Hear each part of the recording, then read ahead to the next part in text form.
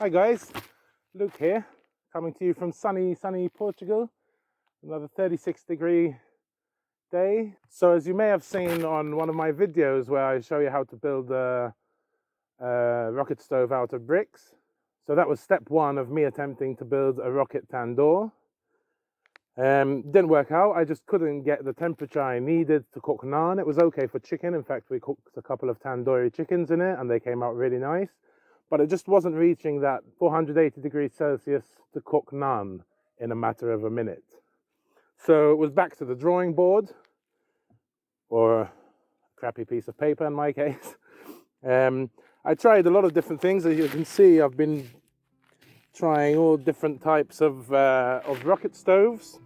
I tried making the burn chamber bigger and the chimney this way and that way and whatnot.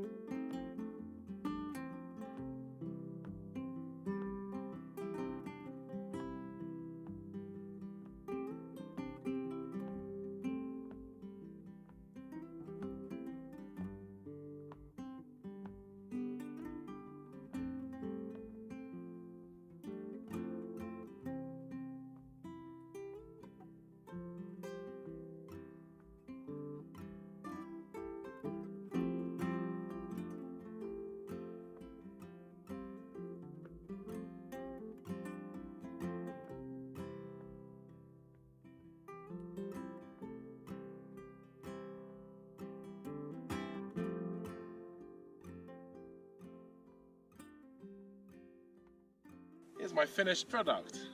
Beautiful tandoor. Unfortunately, beauty doesn't work when it comes to a tandoor, and functionality is much more important. So if at first you don't succeed, try again. But first, hello Molly, I think I would step back if I were you. Poppy. There's a pussycat over there. Go! Pussycat, big bird, dirty bird.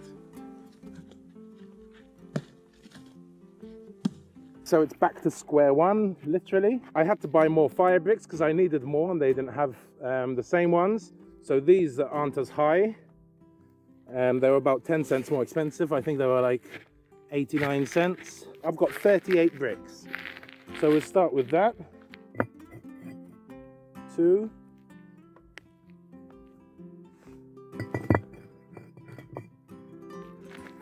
3. 4. And a half. So we'll go there. So as you can see, the width of the burning chamber is going to be the same. I just made it a bit longer. And also, we'll put another one here.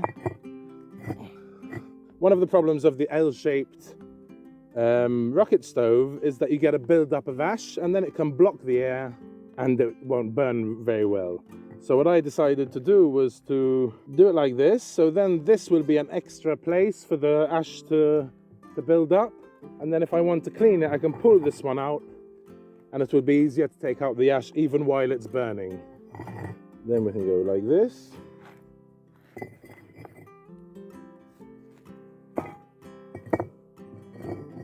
This.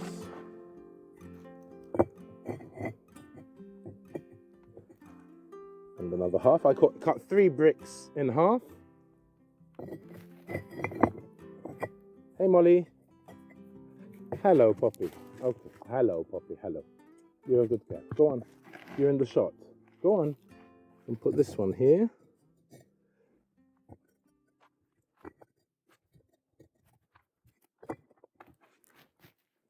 And 3. So what I did do, especially because these bricks aren't as high, I'm putting the grate after 2 layers, after 2 courses. So instead of having the first brick and then you put the grate, I'm doing it after 2. Now, instead of that chicken wire, I made this out of the back of this washing machine that I have, this old rubbish washing machine. And I just cut a bit of a hole here, just so there'll be a bit of air. So basically, this goes on like this. Instead of having it the whole way, I just did it to there. So the burn chamber, this is where the burn chamber is and the chimney.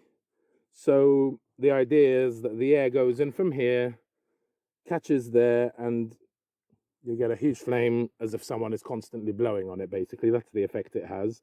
Now with the chicken wire, the problem was that when you have the sticks here, if there's too much air, these are going to be completely on fire. So what I was finding was that the sticks were burning out here. So I'm losing heat, it's burning quicker, and it's not efficient. So now we have the sticks here. They're coming out right to the end here. The air is coming in from underneath. A tiny bit is coming in here, just so it doesn't go off as often. So if you forget to push it in, it's still kind of hot. There's a tiny bit of air to help it. So just push it. You have to keep pushing the sticks in. So the air comes in from here, it ignites, and off it goes. So now we can keep building up. So I found that really helped a lot with how efficient it was. So I need it to be as efficient as can be, you know, because to bring it up to 480 degrees, I had to make some changes. Okay, so that goes there, and that goes there. Now, I also bent, as you can note, before the chicken wire was straight, so this I just bent it like that, so there's just a bit more space for the firewood.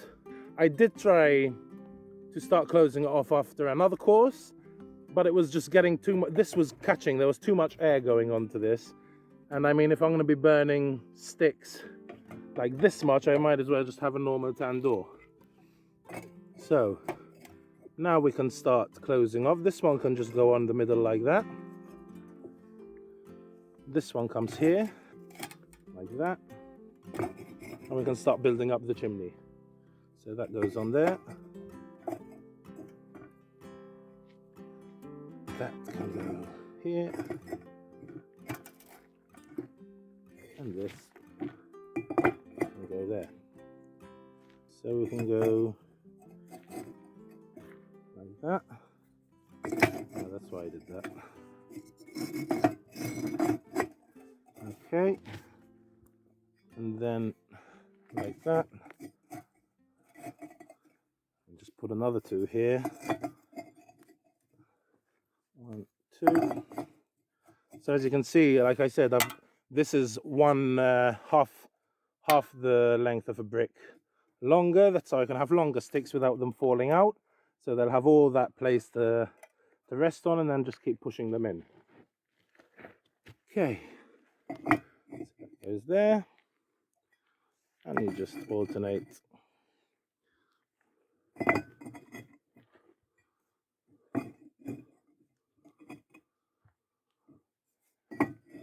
Four, 1, 2, 3, 4. Okay, so that's 38 bricks. So that's the new method that I'm using. I've already lit it. And it burns really nicely. I'm still undecided if I'm going to put another 4 bricks on this. I mean, the higher you lift your riser, the more draw it will have, which is a good thing. But the further away you have whatever you're going to put on top, and then I'll talk about that later, another modification which I decided on, the further away it's going to be from the fire, so you have to find the kind of middle ground. So for now I'm going to leave it like this. I do have some more bricks there, and once I build up the tandoor around this, if I think, I'll test it out once it's all closed off, and I can always just place 4 more bricks to get a bit more draw if I need it. So now I can start cobbing it up. So I'm gonna bring the cob all around it and bring it up to this level. And then this time I'm gonna do it a bit different. So I broke the cob.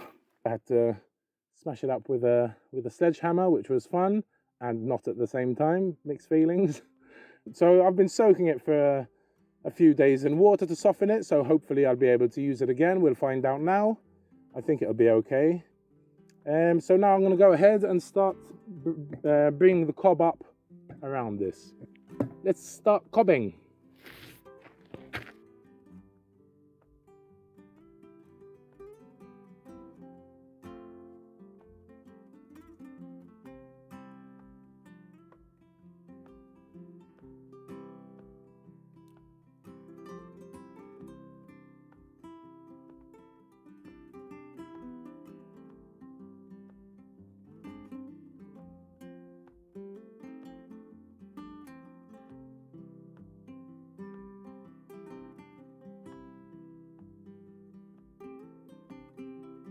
The base is ready. Now what I'm going to do is get this pretty smashed up bucket.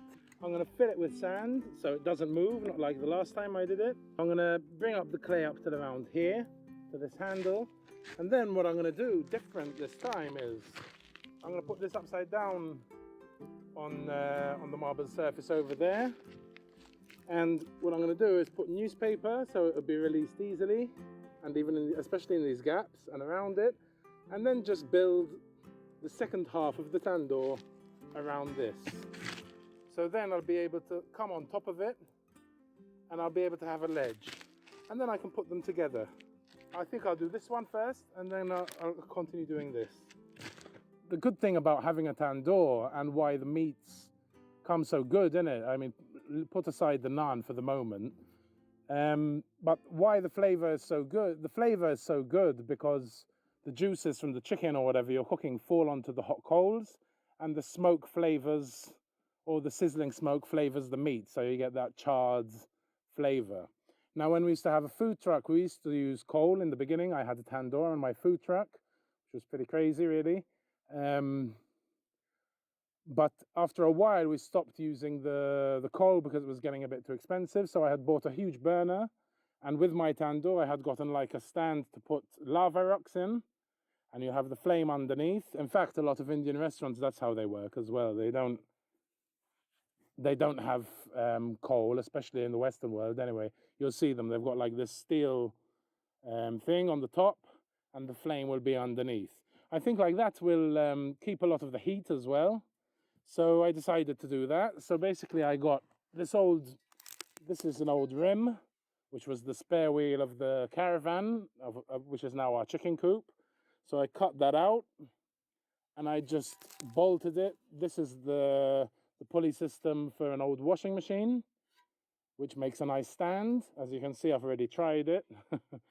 So that is going to go inside on that, like that. And then we've got these lava rocks. I bought a box of these lava rocks, and those will come on there. So at least the flame will heat these lava rocks, the meat will be on top, and you'll get the same effect, but without spending money on gas or coal, because it will be powered, a rocket stove, by small sticks. One of the main reasons why I want to make this separately is because when you look at them, they're normally slightly rounded like that, and at the top they curve inwards like that. So I presume that really helps with heating up the walls and creating more heat, building up the temperature inside the tandoor. Because if the heat's coming up and it gets caught on this ledge, let's say, or whatever it's called, it will direct some of the heat, reflect some of the heat back down. So you get a bit of a convection going. So I'm going to build it on this straw bale. I've leveled this out as much as can be. That's pretty level, and that's pretty level. So we don't need that anymore. So now I can just cover this with wet paper, just so I create a barrier between the bucket and the cob. Now I'm just going to make a dome out of wet sand so I can bring up the cob round so it'll create a dome. Just a little bit more. That looks like a pretty good dome to me. So this is the same type of, same way to build a wood-fired oven. So you just make a big dome out of wet sand and cover it in newspaper, and then you can build the cob on top of that. So I'm using the same kind of theory, but just for the top half of the tandoor. Now I'll just add more wet paper so it creates that barrier between the sand and the cob. And then I can start cobbing. Yay!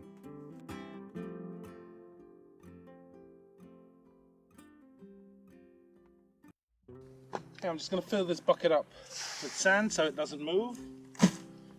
Get some weight in it.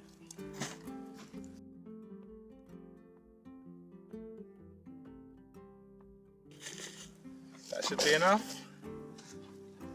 Okay, a bit of water.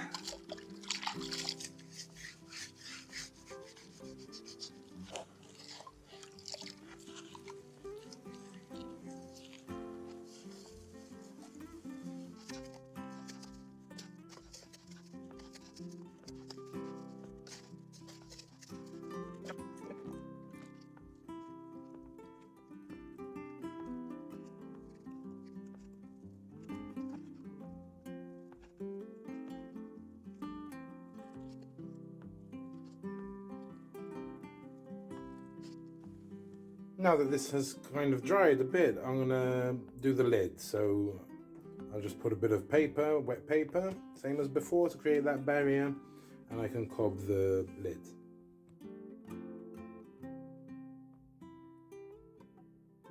Been drying for a couple of days.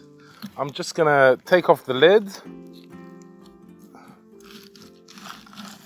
just so it dries a bit sooner. Okay, I'll just leave this here. Maybe take off some of the sand. I've left it really rough purposely, so when I put more cob on, once I join this top half to the bottom half, the clay will have more like little bits to stick onto. Just take off the sand, just so it dries a bit quicker.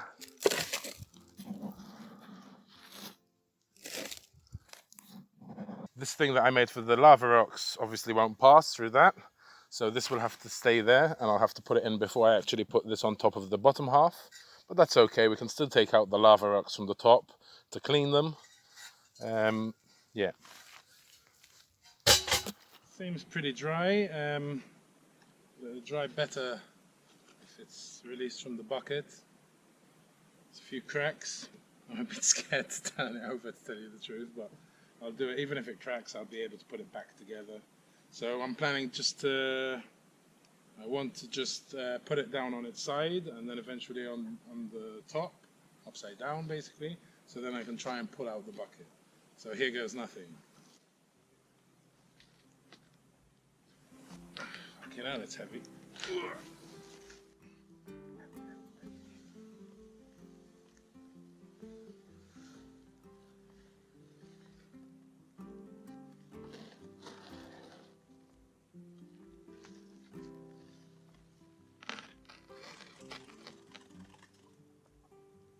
Chicken just fell out of the coop. Okay.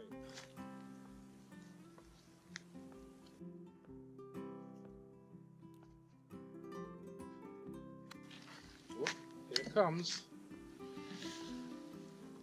Okay. Painless. Still pretty wet on the inside. Big crack here. But I think we'll be okay once I paste it together. So it's pretty dry now. It's been dried overnight and this morning, and it's another scorcher here today, 36 degrees Celsius. So it's pretty dry. I'll show you the inside. Hopefully it won't break. There you go. So my next move, I reckon, is to measure the diameter and the thickness just to make sure it will fit nicely on top. I mean, I do want it to come over, so then I'm still gonna put cob around both of them, inside and out, just to make it solid. And I'll put some soft cob in between on the rim of the bottom one. But first I want to see how well it fits. So I'll just try and get the center. So I get the diameter.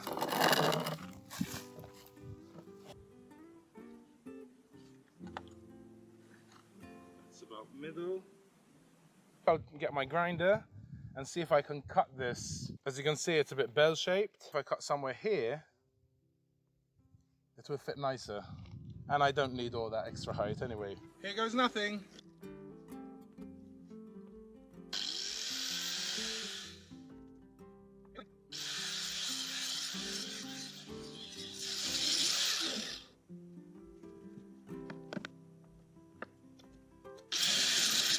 Too hard.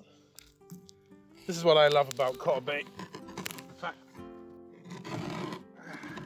The fact that you can just reuse this, just soak it, and then in a day or less, you can reuse it. Nothing goes to waste. So it's very forgiving. You can make loads of mistakes and just keep reforming. Now I reckon the next thing is to put a bit of cob on the top of the bottom layer, and then we'll go ahead and lay this on top. Fingers crossed. So I've got the lava rock rack inside. I'm just going to put like a sausage of cob around here, so then when I put the other one on top, it'll squash it and there'll be something in between them. Even though I'm going to put more cob on the inside and more cob on the outside, I think I might as well put some here as well.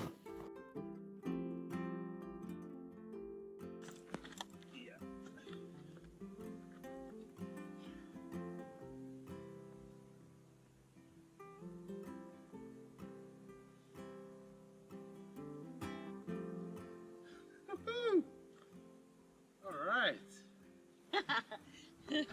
Okay, now on it and me on your hand. One. And time goes by so slowly, and time can do so much. Are you still mine? Oh.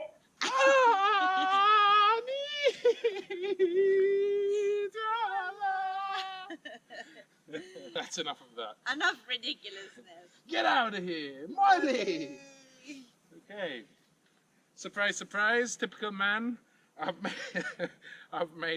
built something that looks like a big fat, you know what. Okay. So now I'm just gonna wet it, so the next I'm just gonna wet it so the next layer of cob will stick to it, and I'm gonna try and build up the side so it comes level to this and a bit over here, just so it looks less like what it looks like. We'll go from there.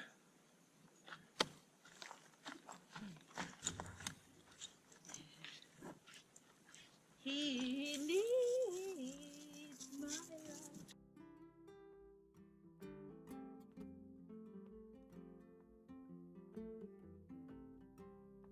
Okay, so it's been drying overnight. Still a bit wet.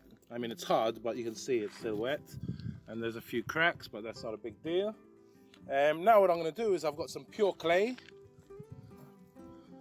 Some of it is hard, some of it is softer, and I'm just going to get it kind of at this consistency and just line the inside so it's a bit smoother with a lot of water, and just smooth it down and make it pure clay basically. I think like that the naan will have a better chance of sticking without, you know, if it's all like this, the bread will go into all these holes. So I think a smoother surface would be better. I already wet the inside and I've done most of it. So I'll just smooth it all off, and then with water just keep smoothing it.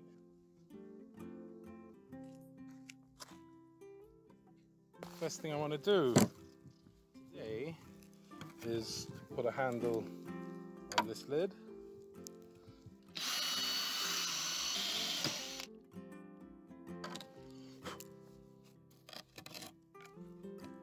I've just got this old metal blade just so it gives it a bit of support, and a little washer should be enough.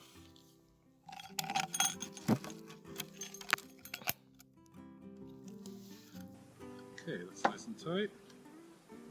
We'll see how this goes. Hopefully it won't break. That looks pretty cool. Okay, so here it is. There's been a few cracks. There's Molly. Hello, Poppy. You want to be in every video, don't you? Yes. We've got the lid on. Yesterday we did the first firing and it got pretty hot. My thermometer, my laser thermometer goes up to about 350 before that's the maximum, and it went off. So today I've made the naan dough and we're going to try and cook it. So this is the real test, if it's going to get hot enough for it to stick to the side of the wall and if it makes good naan. So I've got my sticks ready here. I'm really happy with how it came out. It's not dried yet completely on the inside. Like when I broke my first attempt, on the inside the cob was all still wet. So it'll take several weeks for it to dry properly to come to its full potential of retaining all the heat. But it's pretty good. I'm very happy I raised this by one more brick.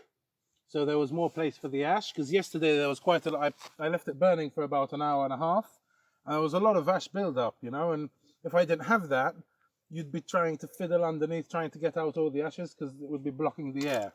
So it was really easy, even to clean it out today. Just pulled this brick out, it wasn't even hot, and then you can just scrape out all the ashes.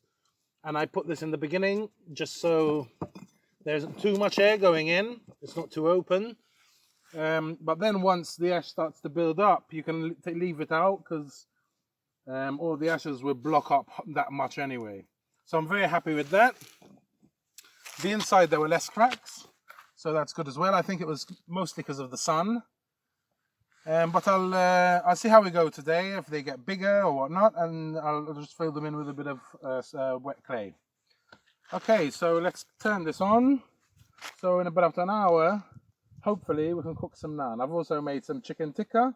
We'll put that recipe that we used to use on our food truck. And the naan recipe I've already done. If you haven't seen it yet, it's on our channel. I'll put the link in the description below. And we normally eat that with green chutney. And that's only available on our Patreon site. So if you want to head down to Patreon for extra content, go ahead and check it out.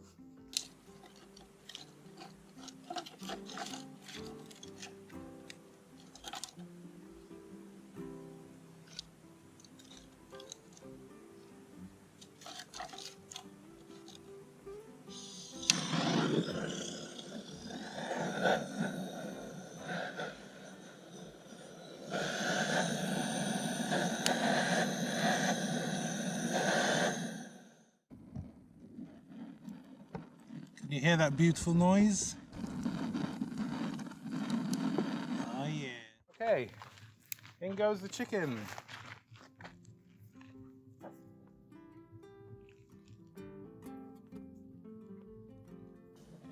Oh, nice. All right. Can you hear that? Sounds good. Sounds very good. Can't wait to get my naan on the side. Now we'll see. This will be the test. As soon as the chicken's ready, we can start cooking the naan. Okay, time to get some naan in. Hopefully it'll stick to the wall and cook. We'll see. So if you want, you can get some straw and get like a thin cotton material and wrap it around it to get like this kind of shape to put the naan on, so you can stick it onto the side of the wall. I'm just using a strainer, a fine strainer, wrapped in a wet cloth. So quickly, let's just get this. This is a bit of oil I had. Just squash it down.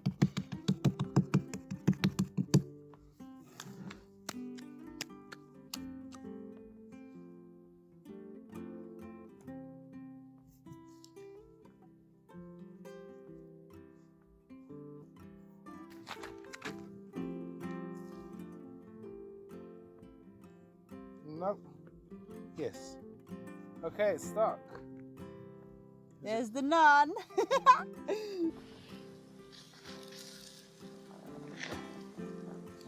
Awesome, there's two now. Okay, there you have it. We have to move inside. Sorry for the lighting, but it's dark now. So I did have some trouble cooking the naan. As you can see, some of them I put some in when it wasn't hot enough. Some of them I just scraped against the side and it was all black. Some of them fell in and got burnt and ruined. But I did manage to get some decent ones. I mean, I did burn it a bit from the bottom here. Some of them are okay. That one's a bit burnt. It does take a bit of practice to cook naan in a tandoor and to get it at the right temperature. So if you decide to build a tandoor, be patient because it does take practice to learn how to cook with it. That's it from us. See you next time.